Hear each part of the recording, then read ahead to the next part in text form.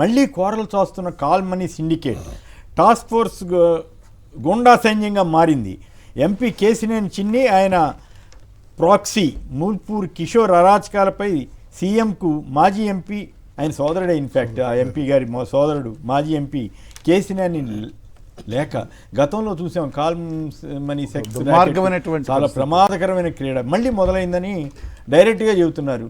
వాళ్ళ టీడీపీ ఎమ్మెల్యేలు కూడా ఎంపీ గారి మీద వాళ్ళ అనుచరుల మీద చాలా ఫిర్యాదులు చేశారు. అయినప్పుడు కూడా ఇప్పుడు డైరెక్ట్గా కేసీఆర్ నాని గారు చేసినటువంటి ఈ ఆరోపణ మీద స్పందించాల్సిన బాధ్యత ప్రభుత్వం మీద ఉందా లేదా? సార్, ఇప్పుడు అధిక వడ్డీలు వసూలు చేయకూడదు అనేది చట్టం ఉంది.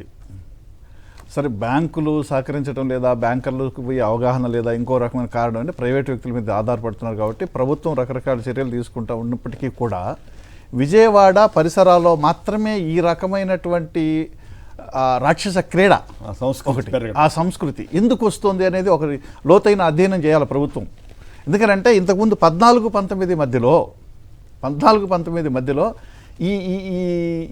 ఈ దురాగతాలు అనేకం బయటపడ్డాయి. తర్వాత అవి ఆగిపోయినాయి. మళ్ళీ ఇప్పుడు అవి మొదలవుతున్నాయి అని అంటే ఎక్కడో లోపం ఉంది. అంటే ఒక పై స్థాయిలో ఉండే వాళ్ళ ఆశీస్సులతో ఏదో జరుగుతుంది అనేటటువంటి అనుమానం వస్తుంది కదా. అంటే అది కాకపోయినా అలాంటి శక్తుల్ని ఎంకరేజ్ చేస్తే చాలు కదా. అదే ఎంకరేజ్ చేయడం, అటువంటి వాళ్ళని ఎన్నిక చేసుకుని అభ్యర్థులుగా పోటీ పెట్టడం ఇటువంటి చేసి మళ్ళీ ఎదురు వాళ్ళని అందరినీ రౌడీలని వాళ్ళని ఈ విషయం మీద మాత్రం ఒక స్పష్టమైన విధానంతో పోకపోతే అనేక మంది నలిగిపోతారు. ముఖ్యంగా మహిళలు అది ఏ సంస్కృతి, అది ఏ రకంగా ఉంటుంది? మాకు పైనేమో అధికారులు లేనప్పుడు 3,000 మంది 30,000 మంది అదృశ్యం అయిపోయినారు అని మాట్లాడినటువంటి పరిస్థితుల్లో ఈ రకమైనటువంటి మానసిక శారీరక రెండు జరుగుతున్నాయి అక్కడ. ఈ కాల్ మనీ ఈ వ్యవహారంలో అనేది మామూలు విషయం కాదు. అది వాళ్ళను ఒక కోపంలోకి నెట్టేస్తున్న పరిస్థితి. వాళ్ళకి సంబంధించిన విషయాలు బయటకు వచ్చినప్పుడు పోలీస్ యంత్రాంగం కావచ్చు, రెవెన్యూ యంత్రాంగం కావచ్చు, ప్రభుత్వం కావచ్చు, అసలు ప్రభుత్వమే గట్టిగా చర్యలు తీసుకోవాలి, అందరినీ ఆ వైపు నడిపించాలా. అది పూర్తిగా రూపుమాపేటట్టుగా ఉండాలా. నిజంగానే ఆ కుటుంబాలు ఎందుకు ప్రైవేట్ వ్యక్తుల మీద ఆధారపడుతున్నారు ఒక అధ్యయనం జరగాలి. వీళ్ళు ఎట్లా మిస్యూజ్ చేస్తున్నారు, నిజంగా అధికార పార్టీ వాళ్ళు పదవుల్లో ఉన్న వాళ్ళు ఇట్లా చేస్తున్నారా లేదా అనే దాని మీద ఒక అధ్యయనం జరగాల. వాళ్ళకి ప్రత్యామ్నాయ ఏర్పాట్లు కూడా చేయాలి. ప్రత్యామ్నాయ ఏర్పాటు చేసి ఈ విషపు కోరల్లోకి పోకుండా చూసుకోవాల్సిన బాధ్యత ప్రభుత్వం పైన ఉంది. ఖచ్చితంగా స్పందిస్తారని నేనైతే ఆకాంక్షిస్తున్నా. అంటే స్పందిస్తున్నారని మీరు ఆశించడం తప్పు కాదు, కానీ గత అనుభవం చూస్తే అప్పుడు 2017 ఆ ప్రాంతంలో వస్తే రోజా గారు ఆ ఇష్యూ మీద మాట్లాడాల్సి ఉంటుంది, కానీ మాట్లాడనివ్వకుండా 2 ఏళ్ళు సస్పెండ్ చేశారు. అసెంబ్లీకి రానివ్వకుండా ఏదో సాకు చూపించి పంపించేశారు బయటికి. అట్లా జరుగుతున్నాయి, మరి ఏం చేద్దాం. రైట్, మీరు మాట్లాడతారా? కాల్ మనీ సెక్స్ ర్యాకెట్ అనేటువంటిది అత్యంత దుర్మార్గమైనటువంటి వ్యవహారం. ఇదే కాదు, ఈ ప్రభుత్వం మీరు ఇప్పుడు ఎల్వికే గారు ఏదో ప్రభుత్వం స్పందిస్తుందని ఏమైనా ఆశపడుతున్నారు, కానీ ఈ ప్రభుత్వం మీద ఎవరు ఎన్ని మాట్లాడినా ఎన్ని చెప్పినా దున్నపోతు మీద వర్షం కురిసినట్టు చెప్తే ఈ ప్రభుత్వంలో మార్పు చేర్పు కూర్పు అనేది లేదు. గతంలో 14 నుంచి 19లో అదే పరిస్థితి, ఇప్పుడు అదే పరిస్థితి. గతంలో ఒక మహిళలను ఎందుకనో ముమ్మాటికి ఈ ప్రభుత్వం కించపరుస్తూ దిగజారిస్తూ లేదా వారి మీద కక్ష సాధిస్తున్నట్టు వ్యవహారం కనబడతా ఉంది. చంద్రబాబు నాయుడు గారు మహిళా జాతి పట్ల ఏ విధమైనటువంటి గౌరవం లేదు. మహిళలకు అన్యాయం జరిగితే ఆయన పట్టించుకోడు. కనీసం సాక్షాత్ ఒక ఎంఆర్ఓని ఇసుకలో వేసి తంతే కూడా ఆ ఎంఆర్ఓకే చివాట్లు పెట్టాడు తప్ప ఎమ్మెల్యేని మాత్రం ఏమీ చేయలేదు. అదేవిధంగా బుద్ధా వెంకన్న లాంటి వాళ్ళందరికీ కూడా గతంలో అధికారంలో ఉన్నప్పుడు కొమ్ము కాసినటువంటి సందర్భాలు. ఇంకో పక్క చూస్తే ఇప్పుడున్నటువంటి వాళ్ళ ఎమ్మెల్యేలు, వాళ్ళ పార్టీ కూటమి నాయకులు మహిళల మీద జరుగుతున్నటువంటి దాడులు, అకృత్యాల మీద కనీసం ఒకరి మీద చర్యలు తీసుకోలేదు. అంత ఆధారాలతో సైతం బయటపడిన తర్వాత కూడా మహిళలు బయటకు వచ్చి బాబు ఇది మమ్మల్ని ఈ రకంగా వేధించారు, మమ్మల్ని ఈ రకంగా ఇచ్చేశారు అంటే తిరిగా మాట్లాడిన మహిళల మీద కేసులు కట్టి మాట్లాడిన మహిళల మీద రోడ్డు మీద వాళ్ళ మహిళల్ని వాళ్ళ పార్టీ నాయకులతో తన్నించినటువంటి సంఘటనలు కనిపిస్తున్నటువంటి సందర్భంలో ఈ కాల్ మనీ సెక్స్ ర్యాకెట్ని ఈ ప్రభుత్వంలో ఉన్నటువంటి కూటమి నాయకులు ప్రోత్సహించకుండా ఉంటారా అన్నటువంటి అనుమానం కలుగుతుంది. దీని మీద వారి మాజీ ఎంపీలు మాట్లాడుతున్నారు. వాళ్ళ పార్టీకి సంబంధించినటువంటి ఒక దళిత ఎమ్మెల్యే కొలికిపూడి శ్రీనివాసరావు అనేక సందర్భాల్లో కంప్లైంట్ ఇచ్చారు. ఎందుకు చర్యలు తీసుకోలేదు? అదే కొలికిపూడిని మీరు ప్రతిపక్షంలో ఉన్నప్పుడు అనేక వందల డిబేట్లలో పెట్టి కొలికిపూడి ఏమన్నా చిన్న మాట మాట్లాడితే పెద్ద బ్యానర్ ఐటమ్ పెట్టి రాసింది కదా పచ్చ మీడియా.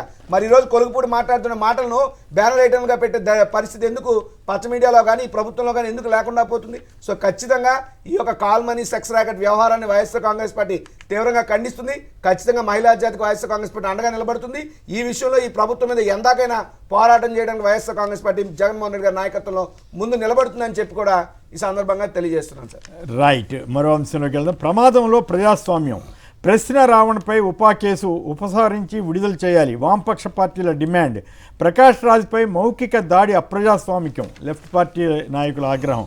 ఇక ఈనాడు వాళ్ళు యథాప్రకారం వాళ్ళ దారుణమైనటువంటి కథనాలు, రావణ్ని ఎట్లా ఒకట్లా ఇరికించాలన్నట్టుగా ఎక్కడెక్కడో పాతయన్ని తీసుకొచ్చి రాస్తున్నారు. చదవాలంటేనే నాకు ఇక తెలుగుదేశం వాళ్ళు ఇదంతా రావణికి మత్తిస్తారా అని అడుగుతున్నారు. మరి గతంలో కుల మత విద్వేషాలు రెచ్చగొట్టి రెగ్యులర్గా ఉపన్యాసాలు ఇచ్చిన ఒక ఆయనకి తెలుగుదేశమే కదా మత్తు ఇచ్చింది. కేసు పెడితే కూడా అసలు కేసు పెడతానికి లేదంది కదా. ఇప్పుడేమో సమాజ విధ్వంసకుడు రావణ అంట జగన్. మరి ఇప్పుడు తెలుగుదేశం ఆయన పేరే మన మద్దతుదారుడే కదా ఏబి వెంకటేశ్వరరావు. ఆయన నేనైతే ఇవాళ ఏబి వెంకటేశ్వరరావుని నిజంగా అభినందిస్తున్నాను. ఎందుకంటే ఆయన చిత్తశుద్ధితోటి ఈ కేసులో చాలా స్పష్టంగా చెప్పారు. ఏమని, ఇదిగో ఈ రకంగా తప్పు అని. అదేదో కావాలని చెప్పినట్టు నాకు అనిపించలే. ఏదో పనిగట్టుకుని ఏదో ప్రభుత్వం మీద కోపంతోటో ఇట్లా కాదు. నిజంగానే ఒక ఐపీఎస్ ఆఫీసర్గా కూడా ఆయన స్పందించిన తీరు బాగుంది. మరి ఇప్పుడు ఆయన కూడా సమాజ విధ్వంసకుడని టీడీపీ ముద్ర వేస్తుందా? ఆ మధ్య కూడా అమరావతి ల్యాండ్ స్కామ్ వీటి మీద కొన్నిసార్లు ఏబి వెంకటేశ్వరరావు గారు మాట్లాడారు.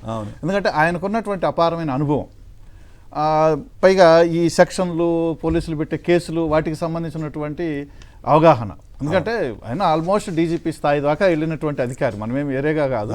డిపార్ట్మెంట్లో సుదీర్ఘమైన 30 సంవత్సరాలు పైబడి సర్వీస్ చేసినటువంటి వ్యక్తి ఆయన. నేను కూడా ఆ వీడియో చూశాను సార్. ఏమన్నారంటే, ఎవరో ఇంకొక పేరు ఇది నాకు గుర్తులేదు, కానీ అతను మాట్లాడిన దాన్ని ఖండిస్తూ, రాధా మనోహర్ ఎవరో చేసినటువంటి దాన్ని ఖండిస్తూ ఈయన మాట్లాడాడు తప్ప అదే క్లిప్పింగ్స్ పెట్టేసి ఈయన మీద 20 పేజీలు పెట్టి ఈ తప్పుడు కేసు అని చాలా సుస్పష్టంగా చెప్పారు ఆయన. ఇంకొక వీడియో కూడా చూశాను సార్ నేను, కాకాణి గోవర్ధన్ రెడ్డి గారి వీడియో కూడా ఒకటి చూశాను. ఆయన వైఎస్ఆర్ పార్టీ అని చెబుతున్నారు అని చెప్పి మాట్లాడుతూ దాదాపు ఒక 10-12 క్లిప్పింగ్స్ వేశారు. జగన్ గారి గురించి నెగిటివ్గా మాట్లాడినవి, జగన్ గారిని లోకేష్ గారిని పోలుస్తూ లోకేష్ గొప్ప లీడరు అని చెప్పి వేసినటువంటివి. అంటే ఈ రావణ్ గతంలో చేసినటువంటి ఆ వీడియో క్లిప్పింగ్స్ లేకపోతే ఫొటోస్ అన్నీ పెట్టేసి కాకాణి గోవర్ధన్ గారు చెప్పారు, ఈయన మా పార్టీ అని మీరు అంటున్నారు, కానీ మేము పార్టీగా కానీ వ్యక్తిగా కానీ కాదు, వ్యవస్థలో జరుగుతున్న లోపాలు, వ్యవస్థ అణిచివేత చర్యలకు వ్యతిరేకంగానే మేము మాట్లాడుతున్నామని. ఇప్పుడు రావణ్ ఏమైనా మాట్లాడుంటే ఎవరు సమర్థించరు. అది ఏ మతానికి సంబంధించి కించపరిచిన. ఎందుకంటే భారతదేశం ఇది ఒక మతానికి ఇంకో దానికి కాదు, అందరం సంయమనంగానే ఉండాలి, అందరూ భిన్నత్వంలో ఏకత్వంగా ఉన్నటువంటి దేశంలో ఆయన ఒకవేళ మాట్లాడితే ఖచ్చితంగా యాక్షన్ తీసుకోవాల్సిందే. కానీ మాట్లాడకపోయినా మాట్లాడారు అని అంటూ కేసులు పెట్టడం అనేది చాలా దుర్మార్గమైనటువంటి పరిస్థితి. అందుకే నేను ఇందాక మీతో అన్నాను, పోలీసులు బహుశా మానసిక వేదనకి గురవుతూ ఉంటారేమో ఇటువంటి వాటి గురించి అని. ఇప్పుడు ఒక సీనియర్ అధికారి, అపారమైన అనుభవం ఉన్న అధికారి ఇది తప్పుడు కేసు అని సుస్పష్టంగా చెప్తున్న పరిస్థితుల్లో వాళ్ళకి తెలియకుండా. ఆయన కూడా నా పాయింట్ ఏంటంటే, ఆయన కూడా కేసు పెట్టాలి కాదు, ఏమో